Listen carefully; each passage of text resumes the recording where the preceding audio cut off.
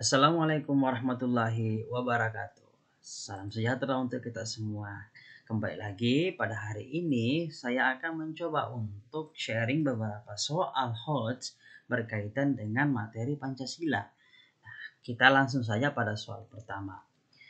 Masyarakat Indonesia mempunyai cita-cita bersama yang harus diwujudkan untuk kesejahteraan seluruh rakyat. Berbagai cara dilakukan agar cita-cita tersebut dapat terwujud. Oleh karena itu diperlukan pedoman. Dalam hal ini Pancasila berperan sebagai A. Falsafah bangsa, B. Dasar negara, C. Ideologi negara, D. Cita-cita bangsa, dan E. Instrumen bangsa. Nah teman-teman, kalau teman-teman melihat soal ini ada beberapa kata kunci. Yang pertama adalah pedoman, yang kedua adalah cita-cita. Nah kalau teman-teman masih ingat definisi dari ideologi, jadi ideologi itu adalah cara berpikir seseorang ataupun suatu golongan yang di dalamnya terdapat arah. Ya, ada arah. Jadi di sini cara berpikir, arah untuk mencapai tujuan hidup yang akan dicapai. Tujuan hidup yang akan dicapai itu adalah cita-cita. Pancasila juga sebagai pedoman oleh masyarakat dalam menjalankan kehidupannya. Jadi Pancasila dijadikan sebagai pedoman, ya, sebagai pedoman untuk mencapai tujuan hidup yang akan dicapai. Itu merupakan definisi dari ideologi negara. Jadi jawabannya adalah C. Kita lanjut nomor 2. Berikut adalah contoh pengamalan sila pertama Pancasila dalam kehidupan sehari-hari. Kecuali A. Menghargai hari besar keagamaan, B. Menjalankan perintah agama masing-masing, C. Berteman dan membantu teman yang berbeda suku, agama, dan ras, D. Menunjukkan sikap toleran kepada semua warga sekolah, dan E. Menghormati guru atau teman yang berbeda agama. Nah, teman-teman sekalian, perlu kita pahami bahwa dalam sila pertama Pancasila, kata kuncinya adalah atau bentuk-bentuk pengamalannya adalah bagaimana kita menghargai perbedaan agama, bagaimana kita menghargai perbedaan kepercayaan, tidak memaksakan seseorang untuk memeluk agama atau kepercayaan lainnya. Itu beberapa bentuk dari pengamalan sila pertama. Nah, kalau kita lihat semua jawabannya itu agak sulit ya dibedakan karena semuanya membahas tentang agama. Ya. A itu hari besar keagamaan, B itu perintah agama, C itu adalah berbeda suku agama, D sikap toleran, kemudian E menghormati guru yang berbeda agama. Tapi kita harus lihat juga di sila lain. Misalnya di sila 3 Pancasila yaitu Persatuan Indonesia. Nah, kalau teman-teman masih ingat di butir ke-6 ya pada sila ketiga itu mengembangkan persatuan dan Indonesia atas dasar Bhinneka Tunggal Ika. Nah, dasar Bhinneka Tunggal Ika ini banyak. Ada agama, ada suku, ada ras, ada bahasa, dan lain-lain. Sehingga jawaban yang paling tepat adalah C ya. Jadi kalau C itu Bhinneka Tunggal Ika-nya lebih luas yaitu suku, agama, dan ras. Kalau A, B, D, dan E itu hanya perbedaan agama saja. Oke, seperti itu ya. Jadi jawabannya adalah C. Kita lanjut di nomor 3. Dalam rapat gabungan Panitia 8 berhasil membentuk panitia kecil lainnya yang dikenal dengan nama Panitia 9 yang beranggotakan sebanyak 9 orang. Adapun yang menjadi tugas pokok dari Panitia 9 tersebut yaitu, nah ini teman-teman salah satu contoh soal LOTS ya, bukan HOTS karena ini ya lebih ke ingatan ya, hafalan. Nah, apa kira-kira jawabannya? Nah, adapun yang menjadi tugas pokok dari Panitia 9, kalau teman-teman masih ingat, nah, baguslah. Tapi kalau misalnya sudah lupa-lupa, silahkan buka kembali penjelasannya pada materi tentang Pancasila. Nah, jadi tugas pokok dari Panitia 9 itu adalah merumuskan dasar negara dan mencari jalan keluar antara antara apa yang disebut dengan golongan Islam dengan apa yang disebut dengan golongan kebangsaan. Jadi teman-teman, pada saat itu ada perbedaan pendapat antara golongan Islam dan golongan nasionalis mengenai agama dan negara, yang masalahnya telah timbul sejak dalam masa persidangan pertama dilaksanakan. Jadi di sini diskusi silah pertama itu ya. Jadi silah pertama antara agama dan negara.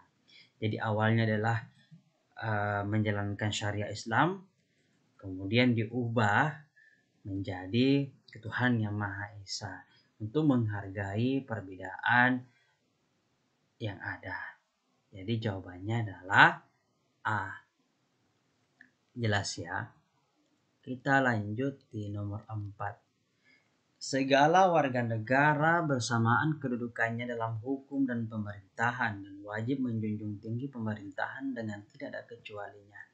Bersamaan kedudukan merupakan perwujudan dari menjunjung tinggi nilai kemanusiaan, merupakan pengamalan sila. Nah, ini kan sangat jelas ya. Kembali lagi ke butir-butir Pancasila. Pada sila kedua itu kata-kata kunci di situ adalah bagaimana kita menjunjung tinggi persamaan kedudukan. Bagaimana kita menjunjung nilai-nilai kemanusiaan, harkat dan martabat manusia sebagai makhluk ciptaan Tuhan Yang Maha Esa, ya. Jadi keadilan kemanusiaan. Nah, jadi sangat jelas ya, di sini adalah sila kedua. Jadi memperlakukan manusia sesuai harkat dan martabat, tidak membeda-bedakan meskipun berbeda suku atau berbeda kulit, ya, tidak memandang ras, itu merupakan lebih ke sila kedua. Ya, ada juga sih pendapat yang mengatakan sila ketiga, tapi bagi saya ketika menyangkut kemanusiaan, menjunjung tinggi harkat dan martabat, memperlakukan manusia, itu menurut saya lebih condong ke sila kedua.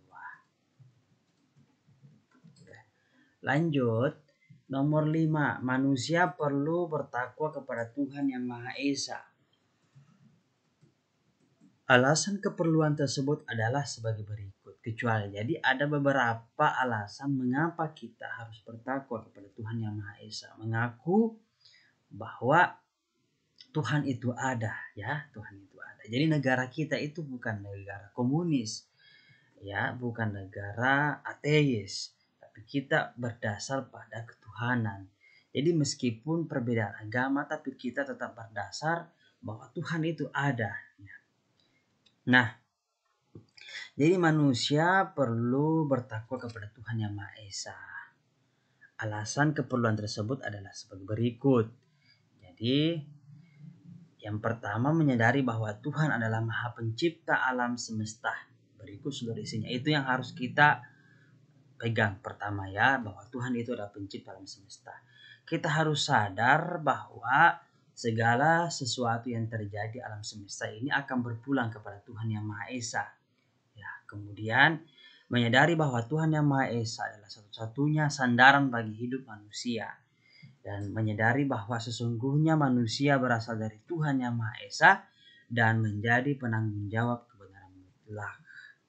Jadi yang bukan alasan kita untuk takwa kepada Tuhan Yang Maha Esa adalah menyadari bahwa Tuhan Yang Maha Esa menciptakan agama yang berbeda-beda. Nah, oke ya, jadi jawabannya adalah C. Lanjut nomor 6. Pengertian Pancasila sebagai jiwa dan kepribadian adalah. Jadi Pancasila sebagai jiwa dan kepribadian. Jadi sebagai jiwa bangsa yang membedakan dengan bangsa lain. Jadi jiwa, kepribadian itu artinya berbeda dengan yang lain. Ya, jadi jiwa dan kepribadian berarti Pancasila itu jiwa yang membedakan kita bangsa Indonesia dengan bangsa lain. Jadi jawabannya adalah B. Nah, kalau kita lihat A itu Pancasila sebagai jiwa bangsa yang menunjukkan keunggulannya dibandingkan dengan bangsa lain, bukan ya. Jadi Pancasila itu tidak menyuruh kita untuk chauvinisme. Oke, kita lanjut di soal nomor 7. Ditetapkannya Pancasila sebagai satu-satunya asas dalam hidup bermasyarakat, berbangsa, dan bernegara bertujuan untuk. Nah, jadi Pancasila ditetapkan sebagai salah satu-satunya asas hidup bermasyarakat, berbangsa, dan bernegara itu agar menghindarkan kita terjadinya perpecahan antar sesama warga negara, ya. Jadi jawabannya adalah A. Jadi kan kita tahu bahwa kita ini kan sangat majemuk, ya. Dengan Pancasila itu dan semboyangnya Bhinneka Tunggal Ika, maka diharapkan kita terhindar dari perpecahan antar sesama warga negara. Oke, kita lanjut nomor 8. Faktor pemersatu bagi bangsa adalah bukan hanya memiliki sejarah yang sama, tetapi keinginan untuk hidup bersama. Artinya faktor pemersatu bangsa Indonesia adalah, nah apa nih faktor pemersatu bangsa? Faktor pemersatu bangsa Indonesia itu adalah perasaan seperjuangan dan senasib, serta cita-cita nasional. Jadi, saya jelaskan di materi sebelumnya bahwa kita ini bisa bersatu, bangsa Indonesia bersatu, karena kita dari Sabang sampai Merauke itu merasa seperjuangan. Apa perjuangannya? Ingin melepaskan belenggu penjajahan, kolonialisme. Dan kita senasib dan kita punya cita-cita nasional. Cita-cita nasional kemudian dirumuskan dalam pembukaan Undang-Undang Dasar 1945. Jadi jawabannya adalah E. Perasaan seperjuangan dan senasib serta cita-cita nasional. Jelas ya teman-teman sekalian, tetap semangat. Kita lanjut ke soal selanjutnya. Nomor 9. Dimensi fleksibilitas merupakan salah satu aspek terkait dengan Pancasila sebagai ideologi terbuka. Maksudnya adalah, kalau teman-teman masih ingat, ada beberapa dimensi ya, dimensi Pancasila. Silakan buka kembali materinya, nonton video kami sebelumnya. Di situ kita sudah jelaskan ya jenis-jenis dimensi, kemudian bagaimana bentuk penerapannya. Nah, sekarang kita bahas fleksibilitas. Ya, apa maksudnya? Jadi dimensi fleksibilitas itu berkaitan dengan ideologi terbuka. Jadi fleksibel, ideologi terbuka. Nah, di sini Pancasila itu harus dapat membuka diri, menyesuaikan dengan perkembangan zaman sehingga tidak kaku. Tapi jangan menganggap bahwa karena kita fleksibilitas dan terbuka kita bisa merubah. Tidak seperti itu juga ya. Nah, silahkan pelajari kembali pada materi-materi sebelumnya tentang Pancasila. Di situ kita sudah berikan batasan-batasan dimensi-dimensi tersebut. Nah, lanjut nomor 10. Memberi kesempatan rakyat untuk mengajukan saran dan kritik dalam hal pelaksanaan pembangunan yang dilakukan pemerintah merupakan contoh pengamalan sila. Ya, kalau teman-teman masih ingat di sila kelima Pancasila, intinya di situ adalah keadilan. Jadi pembangunan yang berkeadilan. Nah, di situ juga masalah demokrasi. Jadi demokrasi, oke. Oh sorry, ini kan bukan pembangunan. Memberi kesempatan rakyat untuk mengajukan saran dan kritik dalam hal pelaksanaan pembangunan. Oh ya, dalam pembangunan dilakukan pemerintah merupakan contoh pengamalan sila. Nah, jadi hati-hati antara sila kelima dengan sila keempat. Masalah ini jangan sampai susah untuk dibedakan. Jadi ketika Indonesia menganut sistem perekonomian pembangunan yang berkeadilan, itu sila kelima. Jadi kalau ekonomi yang berkeadilan itu sila kelima. Pembangunan merata juga sila kelima. Tetapi di sini lihat kembali mengajukan saran dan kritik. Berarti ini lebih ke musyawarah, mufakat dan demokrasi. Ah, jadi yang mana nih yang mau kita ambil? Nah, bagi saya pribadi, karena di sini tidak menunjukkan bahwa pembangunan atau ekonomi itu berkeadilan, tapi lebih menekankan pada mengajukan saran dan kritik. Nah, tentu saya lebih condong ke sila keempat. Jadi sila keempat mengandung nilai demokrasi yang dijunjung tinggi di mana rakyat dapat ikut serta untuk kemajuan bangsanya. Salah satu cara dengan mengadakan kritik dan saran terhadap pembangunan yang dilakukan oleh pemerintah. Jadi jelas ya. Jadi di sini bedakan sila keempat dan sila kelima. Jadi teman-teman sekalian, itulah beberapa pembahasan soal-soal HOTS dan LOTS untuk materi Pancasila. Jika teman-teman ingin memberikan tambahan atau memberikan saran dan kritik mengenai informasi yang kami berikan, silahkan tulis di kolom komentar. Jika teman-teman suka dengan video ini, silahkan klik tombol like dan share ke media sosial teman-teman. Jika teman-teman tidak ingin ketinggalan video selanjutnya dari kami, silahkan klik tombol subscribe. Terima kasih banyak atas perhatiannya.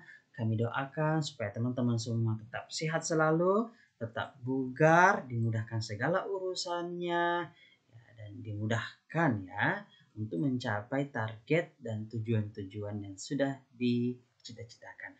Terima kasih banyak. Assalamualaikum warahmatullahi wabarakatuh.